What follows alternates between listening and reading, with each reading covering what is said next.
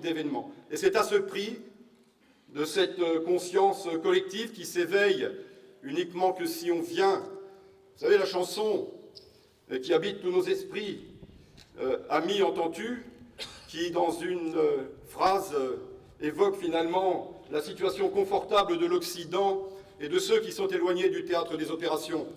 Il y a des pays où les gens, au creux des lits, font des rêves, et c'est un peu ce qui se passe à l'échelle de cette prise de conscience mondiale. Les chrétiens d'Orient n'existent pas pour la conscience collective française.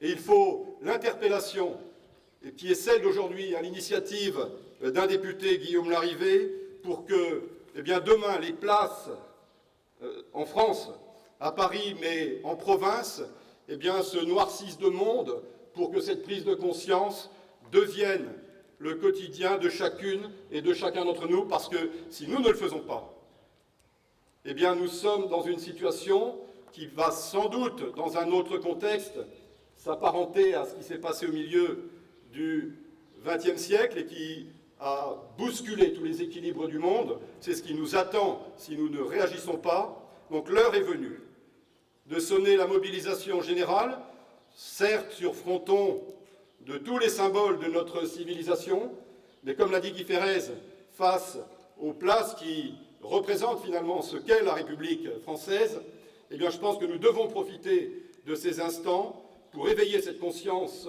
populaire, cette conscience collective, de telle sorte que le combat s'engage. Il sera difficile à gagner, mais en tout cas que l'Occident et les pays arabes se coalisent de manière efficace, rapide, massive, pour que nous puissions éradiquer les sources de cette terreur qui nous détruira. Voilà ce que je souhaitais vous dire depuis cet endroit. J'avais imaginé de vous lire d'autres choses, mais je veux plutôt faire parler ma conscience et en appeler à l'éveil national et à l'éveil de chacun. Merci.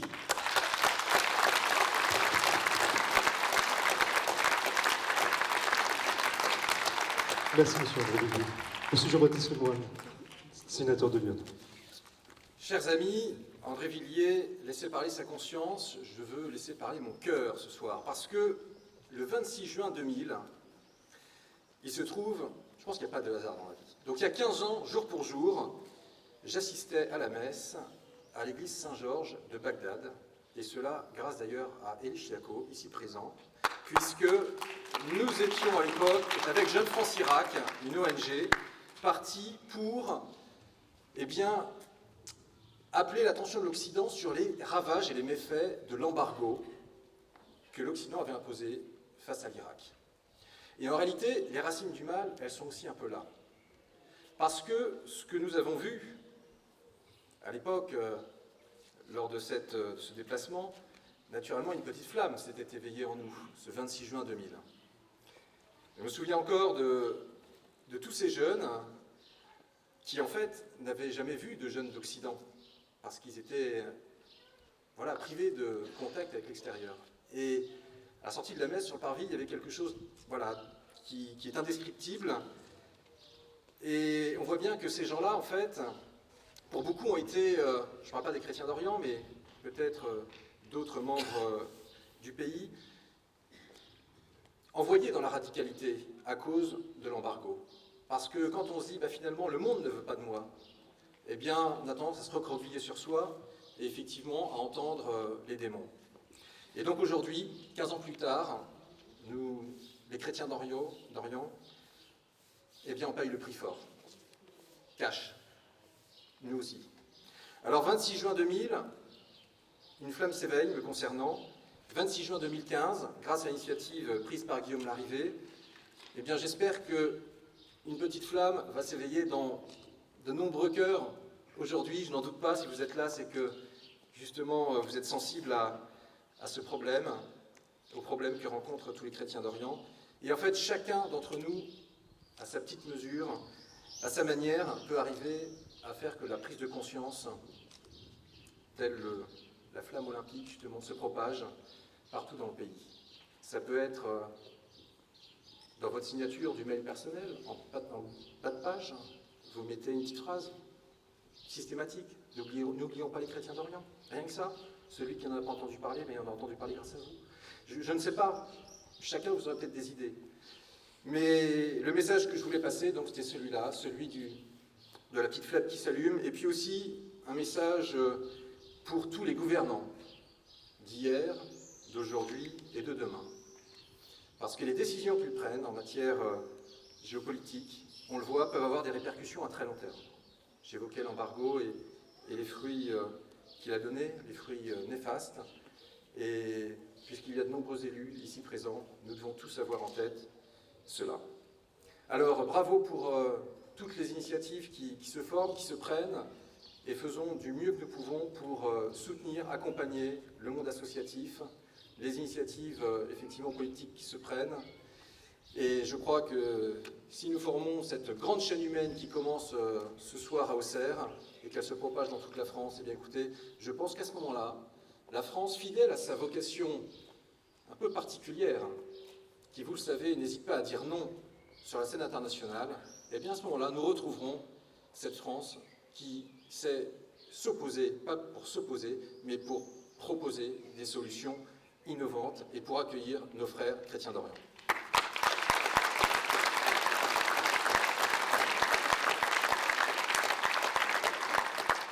Pour poursuivre dans cette soirée d'appel profondément humaniste et moderne, Monsieur le Sénateur, Henri Drincourt.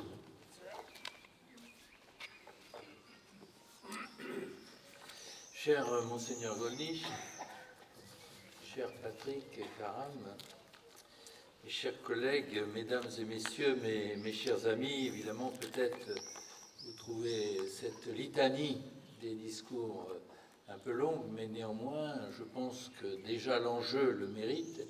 Et deuxièmement, cette soirée est à bien des égards tout à fait symbolique.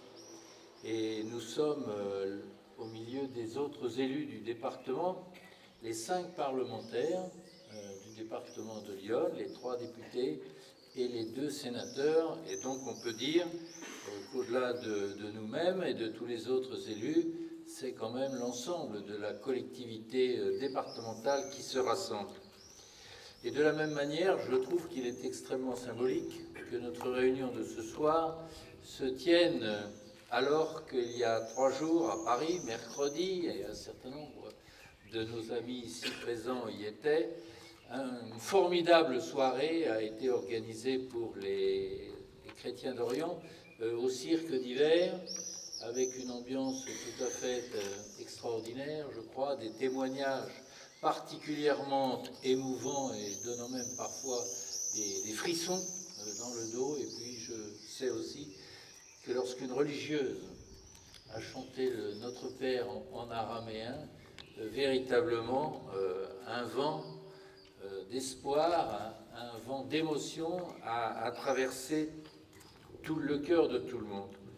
Alors je voudrais moi aussi remercier celles et ceux, et en particulier Guillaume Larrivé, qui ont organisé cette soirée, et exprimer notre gratitude à ceux qui sont venus participer à cette soirée. Et je voudrais dire que c'est à cet égard un grand honneur pour moi de retrouver Patrick Karam, que j'ai connu dans d'autres circonstances, et puis tout particulièrement Monseigneur Gollnisch, parce qu'il était presque encore en rodage lorsque nous nous sommes retrouvés au ministère de la Coopération dont j'avais la charge à l'époque, avec beaucoup d'autres responsables religieux de l'épiscopat, pour parler de la situation des chrétiens d'Orient. Car si elle est aujourd'hui tragique, eh bien, ça a été d'ailleurs, je crois, dit ce soir, ça n'est malheureusement pas nouveau.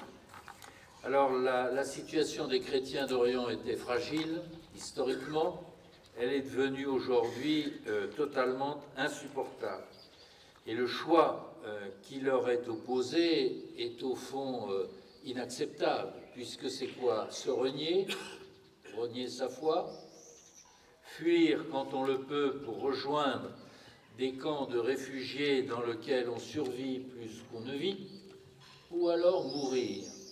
Quelle perspective pour tous ces hommes, toutes ces femmes et tous ces enfants et tous ceux qui sont allés dans les camps, les visiter, en sont revenus, je peux le dire, bouleversés.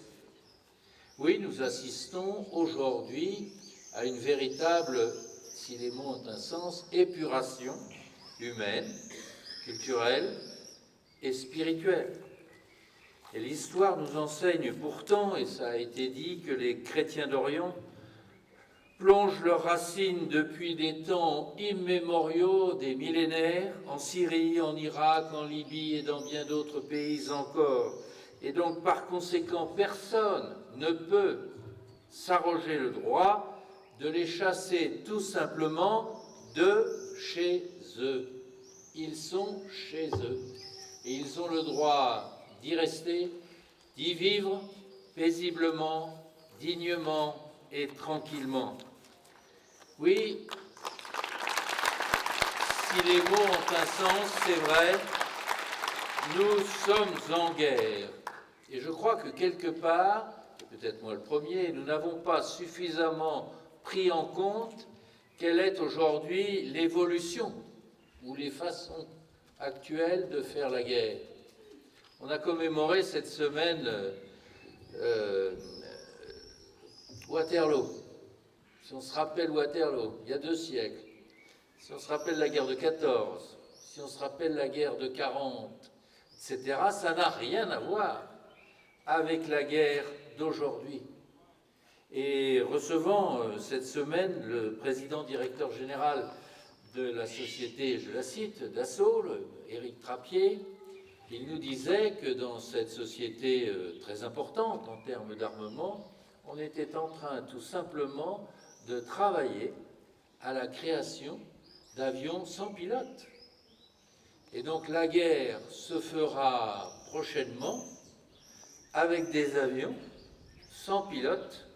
Et je ne sais pas s'il y aura encore des soldats au sol, mais ça veut dire véritablement que tout est totalement transformé et que on voit bien que nous aurons cette forme de guerre ultramoderne et en contrepartie, la barbarie qui viendra frapper à notre porte à un moment et à un endroit qu'on n'attend pas. C'est ce que nous vivons encore aujourd'hui même par cet attentat en Isère et par la situation tragique dans ces hôtels de Tunisie. Et donc je veux vous dire aussi, mes chers amis, qu'il faut que nous soyons extrêmement conscients de cette évolution. Et nos adversaires, ils l'ont parfaitement intégré. Et comme ils ont l'argent du pétrole et du gaz à profusion par le trafic auquel ils se livrent, et ça veut dire que s'ils vendent du pétrole et du gaz, ça signifie qu'ils ont des acquéreurs. Donc il y a des pays qui se rendent quelque part complices de leurs exactions en leur fournissant des millions et des milliards de dollars qui leur permettent de s'équiper, de se former pour détruire notre civilisation. Eh bien moi je veux vous faire partager ma conviction que dans l'état actuel des choses, la réponse de la communauté internationale en tant que telle n'est pas à la hauteur. Il faut combattre. Il faut combattre et détruire Daesh. Oui, et je me permets de dire qu'il faut peut-être essayer d'éviter d'utiliser l'expression État islamique, parce que c'est leur donner raison quelque part, et sans le vouloir d'ailleurs, reconnaître qu'ils forment un État, alors que, je crois que c'est Patrick qui le disait, ce ne sont que des bandes de barbares et de terroristes. Et donc, à cet égard, c'est vrai, les frappes aériennes sont utiles mais insuffisantes. Et il est bien vrai que pour des raisons évidentes qu'on peut comprendre, les ministères de la Défense, le ministre de la Défense français, M. Le Drian, qui est un homme tout à fait remarquable, ne communique pas jour après jour sur les cibles qui ont été atteintes par nos avions, mais on n'y arrivera pas. Avec simplement les frappes aériennes, on n'y arrivera pas. Et donc si la communauté internationale, avec le concours des pays, comme cela a été dit, ne met pas les mains dans le cambouis, c'est une guerre qui va s'éterniser. Voilà ce que je voulais vous dire. Nous avons le devoir les uns et les autres, et notre rassemblement de ce soir y contribue, de défendre des valeurs que nous avons en partage, bien sûr, elles sont les nôtres, mais au-delà, elles sont universelles et elles passent et elles transcendent chacune et chacun d'entre vous. Je veux vous dire aussi que le Parlement s'est engagé, ça a été dit pour l'Assemblée nationale. Au Sénat, nous sommes aujourd'hui 128 collègues, Jean-Baptiste aussi, au sein du groupe de vigilance, de réflexion et de solidarité avec les chrétiens d'Orient qui a été créé le 15 avril dernier. Et nous entendons par là même être des interlocuteurs, inciter nos gouvernants actuels à faire toujours plus, parce qu'il est vrai que la France est parfois un peu isolée. Et puis le mot, je crois, n'a pas été tellement prononcé ce soir. L'Europe dont nous parlons, qu'est-ce qu'elle dit? Qu'est-ce qu'elle fait? Rien. Rien. Et ça, je veux vous assurer que cette situation n'est pas acceptable, alors que les répercussions de ce silence sont sans doute immenses, seront sans doute immenses. Alors c'est vrai, nous ne devons pas baisser les bras, nous sommes une petite goutte d'eau dans un océan, ne craignons pas de nous battre pour une juste cause, parce que derrière tout ça, nous sommes peut-être en 2015, on est peut-être à l'heure du numérique, mais la place de l'homme dans la société, elle est éternelle. Et si nous n'y prenons garde, eh bien c'est l'être humain qui, le premier, sera la victime de nos lâchetés. Alors nous ne pouvons l'accepter. Merci. Merci, monsieur le sénateur. Oui, madame la députée Marie-Louise Faure. Mardi soir, nous étions 2000 au cirque d'hiver. Nous sommes plusieurs centaines à Auxerre. Et il me revient, cher Guillaume, un échange de SMS avec toi et avec Jean-Baptiste. Je vous disais, œcuménisme et fraternité, émotion, c'est à Paris. Ta réponse, Guillaume, ça a été, et ça continuera en Bourgogne, ici, ce soir, à Auxerre.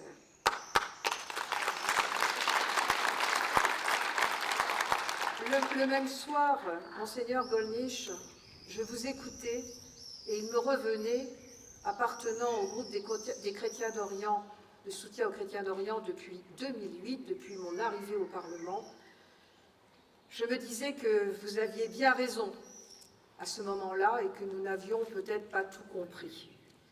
Et ce soir, en regardant ce soleil qui a bien du mal à disparaître, qui jette tous ses feux comme pour s'opposer à la nuit, il me revient, et je veux le partager avec vous, une soirée en Syrie, juste avant que ce pays ne soit victime de la guerre fratricide qu'on connaît et qui se solde par le martyre des minorités.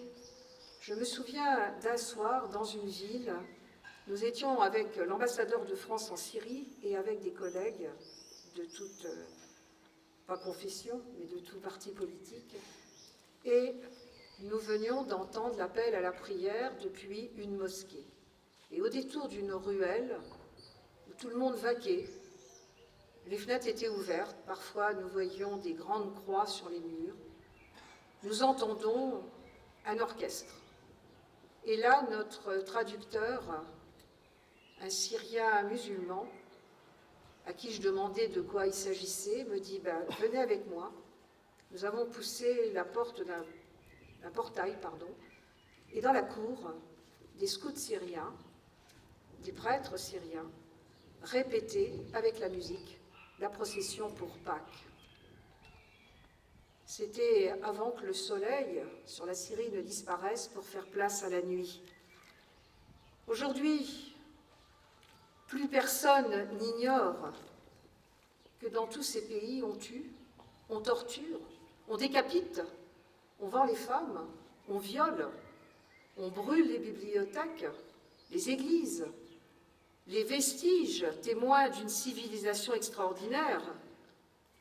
Et je voudrais à mon tour, après Henri Drincourt, après Guy, dire « Nous sommes, oui, nous sommes en guerre, engagés dans la Troisième Guerre mondiale, une guerre inédite, sous le signe de la communication, une communication immonde, Une guerre que nous devons soutenir contre la barbarie, l'obscurantisme, le fanatisme. Et cette guerre, nous ne pourrons la gagner que si la France, aux côtés de l'Europe qu'on vient d'évoquer, aux côtés des États d'Orient, des États-Unis, mais aussi de la Russie et même de l'Iran, conjuguent leurs efforts pour éradiquer ce qu'on appelle l'État islamique.